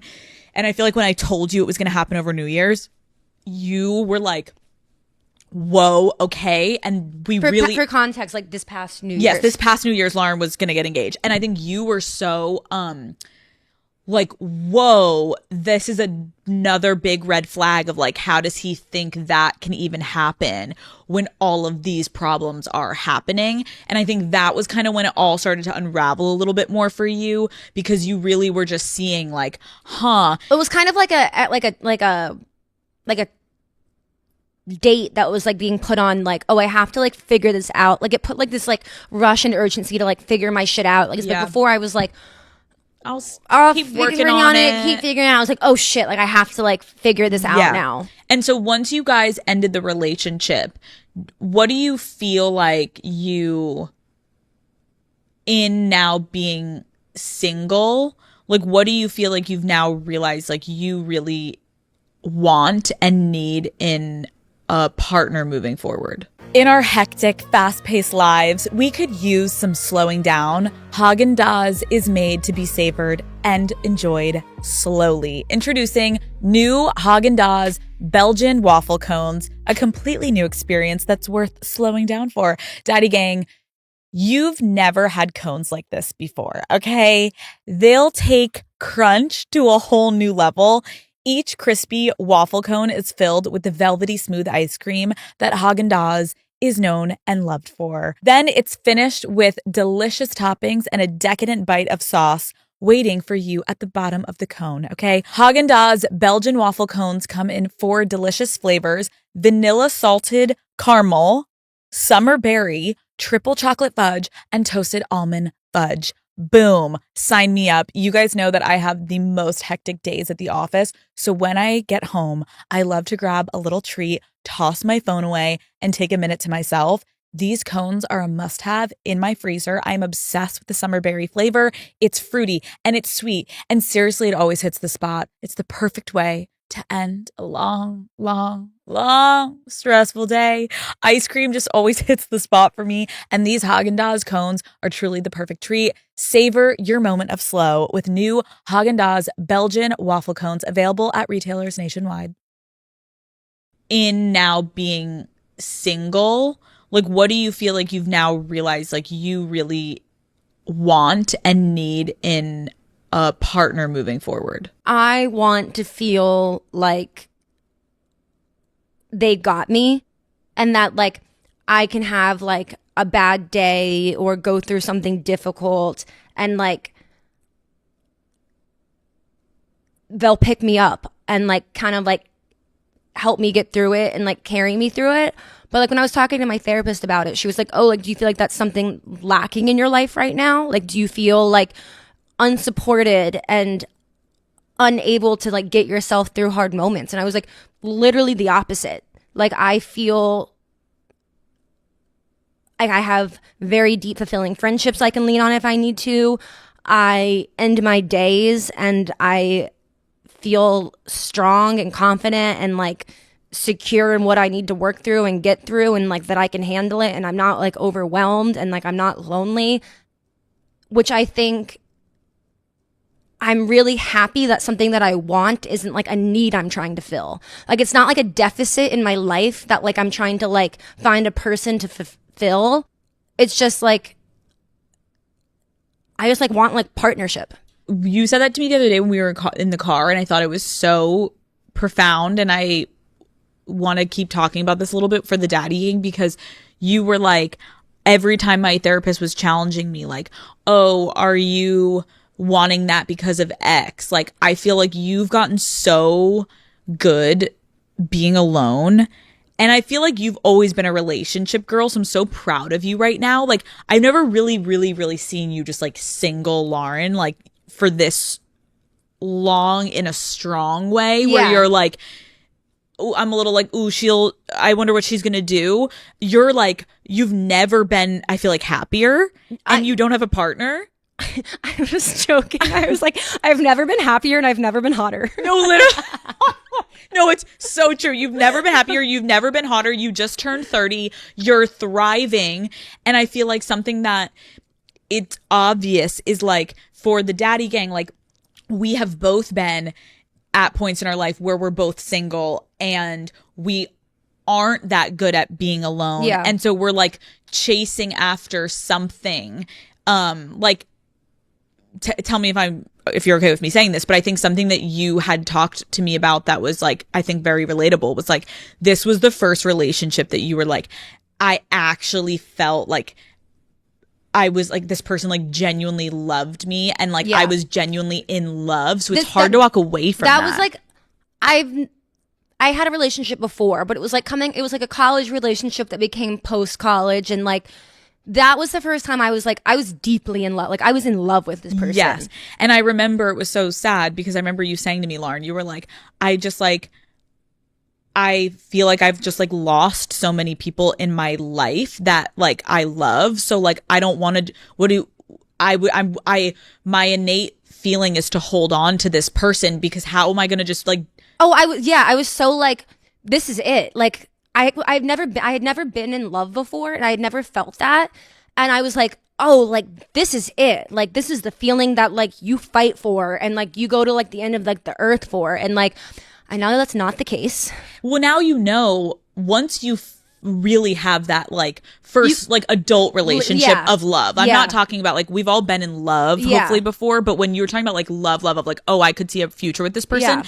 Then you really start to realize, which I think I'm so happy. I feel like we were able to have a lot of conversations with, like, me, you, and Matt, because I've learned so much being in my first year of marriage, that I felt like you started to kind of, like, ask Matt and I questions throughout this. Matt has a lot of good experiences and advice. He does. Mm-hmm. And I feel like his advice a lot was, like, there's so much more to a marriage than love. Yeah. Like if anything, that's like the easiest part of it. Yes. I was talking about that in therapy too, of like, I think I like thought that like love was so hard to like come by and it was so rare. But like what is more rare is having that love and then like the compatibility aspect of like, yes, just like what you want and need out of life is also going to match up, because like, yes, that's the hard part. Morals, values, compatibility, what you want as a family, what like literally career-wise, like how career, money, socioeconomic, where you're gonna live, how you interact with your in-laws, what you want to, how you want to raise your kids, like where you want them to go to school. All of that is like shit that I think people don't talk about it maybe enough, where it's like, you have to have these fucking conversations, I genuinely believe, before you get married and before you get engaged. And I think a lot of times it's like people are feeling in love and then they're excited and they're moving in. And then you think once you get married, then like you like start to do all this. It's like, no, Daddy Yang, you need to figure it out before, because I think, again, you watched it with yourself. It's like you were in love, that was down. But then I think you have a lot of friends around you who are going through like whether they just got married or their first year of marriage or their second year of marriage. And so you're watching all of us kind of like do this dance. My like all of my like I have like say like my like 5 closest girlfriends, like now they are all married and engaged. Yep. And do you, to anyone that is the single friend in a dynamic like that, like can you talk about how you don't feel pressured by people just by seeing your friends at one stage of their life? Like how are you maintaining just like confidence to not feel like, oh well, I'm the only one, so I have to hurry up and do it? Like how are you feeling like you're managing that? Because you could, I don't know if I'm saying that right, like I feel like you're doing such a good job of just being like, and I'm so happy for all of you, and I'm happy for myself, and I'm good on my like what I'm doing. The easy answer, and then like I'll give like the deeper answer. Like I do, like I have a few like newer friendships that like I've been investing more time into because they are single. Yeah. And I do think it's important to like, it's just helpful to like have people who are like, oh, like everyone's going on a date night tonight, like let's do this, or like everyone's kind of tired, but like I don't want to sit at home alone like all weekend, like let's at least like go out and like get a drink and like be social for like a minute. So like I think it is like really helpful to like have single friends when you're single. And then something else we were talking about recently, kind of related to like how am I not feeling pressure and comparison and like left behind when all of my friends are very much in like a different life stage than me. Like being single like is the minority like of my close friends right now, because like I truly feel like very zen at this current moment and not pressured and not rushed. But when I first got out of my relationship, like this is kind of like this zenness is kind of like really within like the past like month and a half ish. That's nice to hear, because I'm sure girls are like going out of a breakup being like, bitch, I'm on my 4th month and I'm still struggling. Yeah, it's like a very new, like this level of like calmness is like kind of new. When I first got out of the relationship, I knew for a fact, like I absolutely need to be single. I need to like reflect on stuff. I need to not rush into anything. Like I need to have me time. Like I knew that, but I didn't feel that. Right. I was like, I would be like, I need to be single. But I, like in the back of my mind, I'd be like, oh fuck, like the clock's kind of ticking. Like, am I dragging my feet? I was doing like the numbers game where I was like, oh, so I'm 30 now. If I like take a year to be single, I'll start dating someone maybe at 31. I don't want to rush into an engagement. So like maybe I'll get engaged at 33, married at 34. Am I going to immediately have a kid then a year into marriage at 35? And then like I was like, oh my God, like I'm having a kid at 35. Right. And like so I started playing that game, and like that was like kind of like suffocating and like consuming. I was so close to like locking in like this timeline that like I was seeing, like we were just saying, I was like about to get engaged, and then I was like, okay, I'm gonna get engaged at 30. I'm gonna like, and I had that kind of like it was all laid out in your head. And it was kind of like clicking into like step, and it was like, although there were things that weren't right and that I wasn't sure about and that were causing me stress, kind of seeing my life kind of start to like unfold and like where it was going in front of me was comforting and like the sense of security and safety. So like it took a moment to like shed that. Right, because I feel like that's something we should talk about too, of like, I've done it before, a previous relationship prior to Matt, like daddy gang, we've all been there, or you're currently in it, where you see the path, you see the future, and it is so comforting knowing you can see like what your timeline is.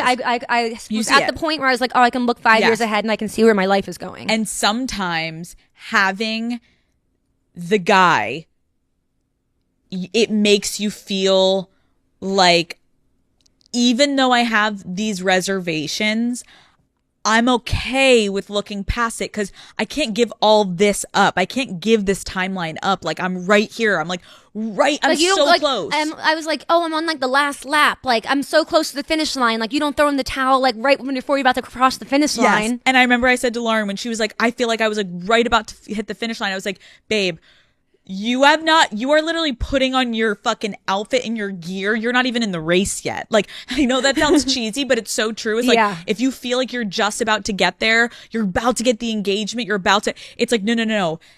You haven't even started the fucking marathon yet. You are literally just putting on the clothes to see if they fucking fit. Does the uniform look good? Does it fit? How does it feel? Okay. Then when you start marriage, that's when the fucking race begins. And I feel like, or again, even if it's not marriage for certain people, whether it's you want to have a kid or whether you decide to be life partners. But for you, I feel like that's such a relatable feeling to women listening of you don't want to disrupt what you feel like you've spent so much time building, and you're willing to potentially look past these problems because holistically it's really starting to shape out. And the problem is what I've always said on this show, you guys, that my mom had always told me from a young age was like, anything that bothers you in your relationship will get 10 times worse when you're married. Call Her Daddy is brought to you by Shopify. What if your work was more than just a paycheck? As an entrepreneur, you can turn your passion into profits and do something you truly love every single day. All the tools you need are at your fingertips with Shopify, making it so easy for you to focus on the big picture and fuel your passions. Daddy Gang, there are so many ways that you can turn a passion into something bigger. And with Shopify, you can easily sell on social media, manage your operations, and even collaborate with other brands. Shopify is your all-in-one hub for managing and growing your businesses, whether you're selling online or in person. Being an entrepreneur has been rewarding for so many reasons. The main one that I genuinely love what I do. I love being able to bring my passions into my business. For example, working with the National Women's Soccer League. Soccer was such a huge part of my life for so long, and partnering Unwell with the NWSL was truly a dream come true for me as a businesswoman. If there is something that you love to do, but you don't know where to start in terms of making it a business, check out Shopify. They can help make your dream a reality. Life is too short to do something you don't love. Daddies, start today on shopify.com/daddy and make it happen. That's shopify.com/daddy. Anything that bothers you in your relationship will get 10 times worse when you're married.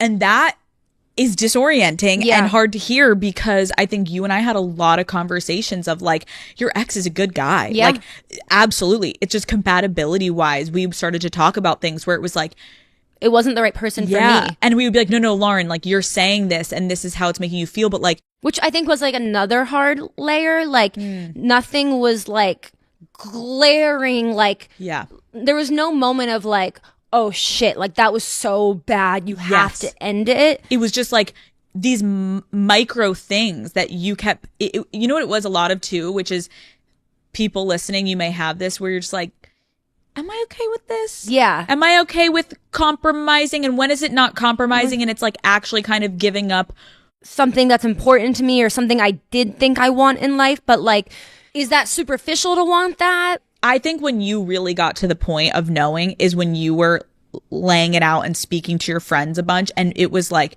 you were literally starting to compromise on every single thing in your life and everything, and it wasn't even compromise. It was just like, this isn't the life I saw for myself. Yeah. You would say it, but it was like a story you were telling yourself. And then when you, and this is where daddy gang, like finding friends to make sure that who won't judge you but can talk with it, because I've been in the scenario too where I would go to Lauren when I was going through a breakup being like, I'm so devastated, but you kept me on track to be like, but that's not what you want. I feel like when you went through this, we did the same thing where it was like, this is hard that you're giving all of this up, but how about you reframe it and think, can you imagine if you went through with it just because it felt like you were so close to the finish line, then you marry this guy and you have kids and every problem that you have. I was going to like look up and be like, how is this my life? Right. Like I didn't want any of this. Yeah.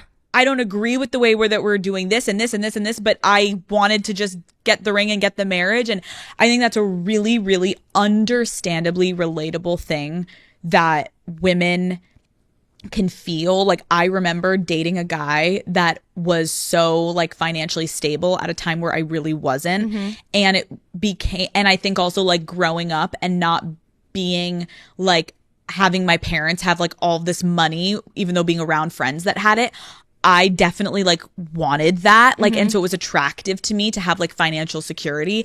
And so I was completely avoiding a lot of things that upset me or made me feel not good about myself because of this main thing that I thought it's okay. I can look past these things because I feel safe with him. But it's like, but why do you feel safe with him? You don't feel like he's actually being like faithful to you. It's because of the financial stability. And while that is a huge thing when you think about certain aspects, that doesn't mean fucking shit if you don't have an actual good relationship. Money is fucking great, but it's not fucking great if you're getting cheated on or you're getting fucking emotionally abused or whatever it be. So I think a huge lesson for the daddy gang that we can take from what you're talking about is like, you felt in your gut, compatibility wise, you were off in moments, but you kept going forward because you really also didn't want to give up the good parts. Yeah. That there was love there, that it was all kind of falling into place and like making sense. And like I remember saying like in one of my like therapies I was having before like ending the relationship, I was like, I feel like I'm about to blow up my life. And she was like, you are. But like that's one portion of your life. Like you still have all of your friendships, you still have your career, you're still going to be you.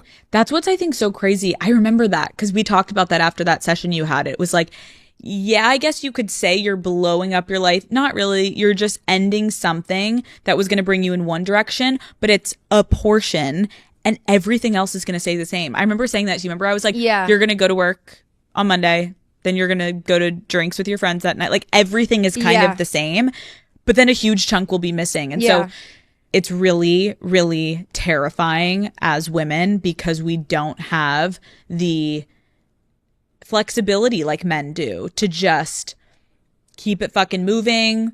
Oh, that one didn't work out. I can go over here. Like they have a different level of privilege. And while that is true, I really, truly believe that like staying in something just to appease one other aspect of your life that you're looking for is really going to come and bite you in the ass. So I also think being easier on yourselves if things aren't working, daddy gang, recognizing that sometimes neither of you are bad people. It's just, it quite literally is like your traumas and your strong suits and your issues and your things that you bring to the table that are good and bad. Sometimes they just don't fucking work with someone. And instead of trying so hard to force it, while yes, a relationship is work, at some point you have to look at yourself. And I genuinely believe for you, Lauren, like, I'm so happy that you lived with him. I'm so happy that you went all the way to the point of seeing yourself in a dress with a ring, all of it. Because now we talk about this a lot of like, I can't wait to see the person that you meet next because you are a better person because of that past relationship. Oh, and like thank there's God things, you met him. And like there's things that my therapist used to say, every person you date gets you one step closer to the person you're supposed to marry. And like, there's things that I would have no idea that I did not like and that I definitely need. Yeah. And that like trigger me. And I feel like I just like know myself a lot more now. And so technically though, think about this, Daddy Gang, if we're doing the fucking math, although maybe you would be engaged right now and planning a wedding, we have talked about like now knowing how much there was breaking down, there's a chance either one, you would have been in a really pretty unfulfilling, unhappy marriage, which could have ended in divorce. Now you're still so much closer though to just pure happiness of finding your person. And I think that should hold a lot of hope in a lot of people's minds if you're about to end something, or this episode is helping you think about reevaluating, do you want to take that next step? Well, yes, the next step seems super straightforward and easy. If you're not 100% in knowing that's the right next step, you're then going to have to take a lot of back steps once you go forward, because it's going to be like, well, fuck, this isn't working. Don't force something that's not there. Everyone's timelines, while yes, it can be straightforward, a lot of times with timelines, they're just going to like fuck you into making like more rushed decisions, where it's like, if you didn't have this in your head and if we didn't have a time clock, like, would you make that decision? I think that has been like the timeline and the time clock and the biological clock and children has been, and like really sitting and thinking like about that aspect has been one of the things, the most freeing aspects for me of like, I truly feel like I've never felt more zen or peaceful in my entire life, and calm and like not rushed and like awake and confident and like sure. And I think it's because I've been having really honest conversations with myself about what was really fueling that like urgency and that rush and that countdown. And it's children and motherhood. And if you would have asked me 6 months ago, a year ago, my whole life, I would have been like, no doubt I'm having children. Like, no question I'm having children. And I don't feel that way anymore. And it's a little surprising, but not sad. If anything, almost freeing. Because I think I was really just operating from that place of it's just what you do. Like, oh yeah, like I'm going to have children. Right, like duh, like I have to. Like, but like when I like really think about it, I'm like loving this time period of like feeling like I am the main focus in my life, like truly just me, and like what do I want and what makes me happy, and like everything is revolving like around you, me, and like I get to be selfish. And like my entire life, like I from like 7th grade was like put in positions that were like pretty crazy of like taking care of my family emotionally, financially, until like not too long ago.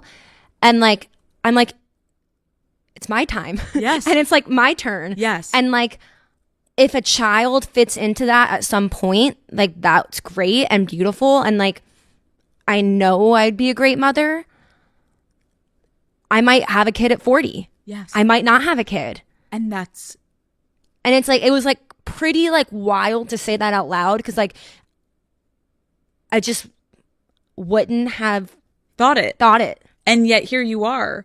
And I feel like, again, had you gone down that path with that ex-boyfriend, you wouldn't have probably even had a chance to recognize that because of just this timeline. That's what you and Matt were talking about. When you're in something that you're unsure, or maybe it was you and Matt, you chase the next milestone, because like puts like it gives you something to look forward to and focus on, to distract from the problems in the relationships. Like, but we're going to get engaged and then everything's going to get better. And then we're going to get married. And let's focus on the wedding. And then all the wedding, and everything's then, good. Let's start planning for the kid. And then once you got the kid, we're like, oh, and then it's all these distractions and these milestones, and everything's good for a little bit. And then once you hit that, there's a come down, and then you're like, well, what the fuck is next? And you've seen those relationships with people.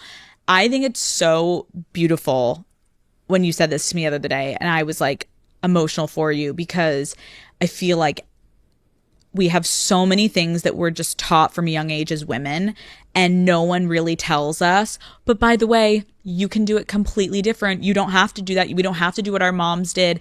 And I feel like this is such a beautiful place in your life that you're in. Like, you're really, really in control right now and in tune with what you want. And thank God you listened to yourself when you were in something that would have been easy to move forward with, but difficult in the long run. It's like the short-term reward.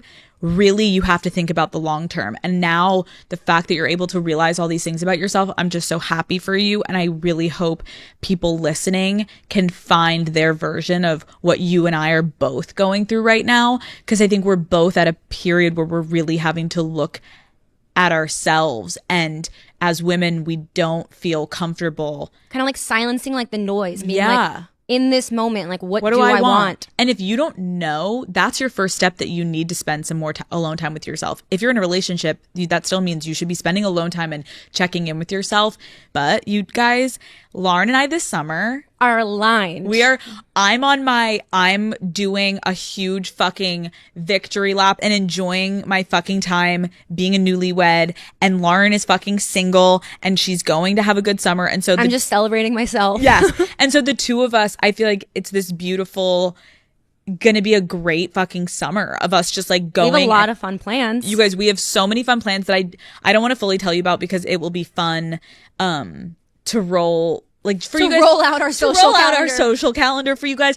But also more importantly, I think Lauren and I will need to come back on this couch soon, because there's a couple of things that maybe you'll find out soon. That couple announcements coming. Yeah, that you and I haven't really ever talked about, that I think will definitely Catch people by surprise. Yeah, I think the daddy gang is going to be like shocked, but also like, it all makes sense now. Yeah. So that's all good things are coming this summer. But thank you for sharing all of this. And because I do really think like so much of what you are going through right now and always is like so relatable, and I feel like a lot of people really appreciate whenever you come and sit down. So thank you, Lauren. This was a fucking wholesome ass episode. Yeah. Daddy gang, we love you. Thank you so much for tuning in, and I will see you fuckers next Wednesday. Goodbye.